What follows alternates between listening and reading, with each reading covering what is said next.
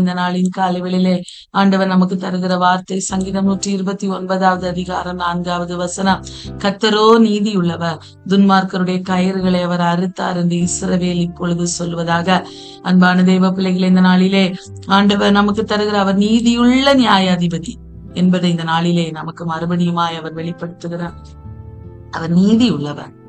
நம்முடைய வாழ்விலே அநேக நேரங்களிலே என்னுடைய வாழ்விலே ஒரு நியாயம் கிடைக்காதா என்று பல நேரங்களிலே நாம் தவித்துக் கொண்டிருக்கிற போது நாம் ஒருபோதும் மறந்து போக வேண்டாம். என் ஆண்டவர் நீதி உள்ளவர், அவர் நீதியாய் என்னுடைய வாழ்விலே நியாயம் செய்வார் என்கிற நம்பிக்கையிலே அதிகமாய் பெருக வேண்டும். பிரியமானவர்களே, துன்மார்க்கருடைய கயிறுகளை அவர் அறுத்தார் என்று இஸ்ரவேல் இப்பொழுது சொல்வதாக.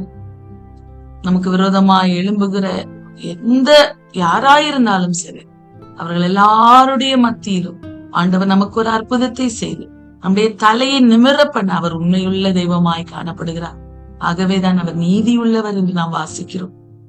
அவர் நமக்கு செய்கிற அந்த நீதியான காரியங்களை பார்த்து அவருக்கு நன்றி சொல்ல வேண்டும். அதை இஸ்ரவேல் சொல்லுவதாக என்று சொல்லி இந்த வார்த்தையில வாசிக்கிறோம். அந்த நாளிலே ஆண்டவர் நமக்கு ஒரு அற்புதத்தை செய்ய போகிறார். நம்முடைய வாழ்விலே நேர நாளா எதிர்பார்த்திருக்கிற ஏதோ ஒரு காரியத்திலே ஒரு அற்புதத்தை அவர் செய்ய போகிறார். நீதியுள்ள நியாயாதிபதியாய் அவர் செய்ய போகிறார். விசுவாசத்தோடு இந்த வார்த்தையை இந்த நாளிலே அறிக்கை செய்யும் போது இந்த வார்த்தைக்குரிய நன்மைகளை, மேன்மைகளை, ஆசீர்வாதங்களை இந்த நாளிலே ஆண்டவர் நாம் எல்லாரும் காணும்படி செய்வார். பிரியமானவர்களே,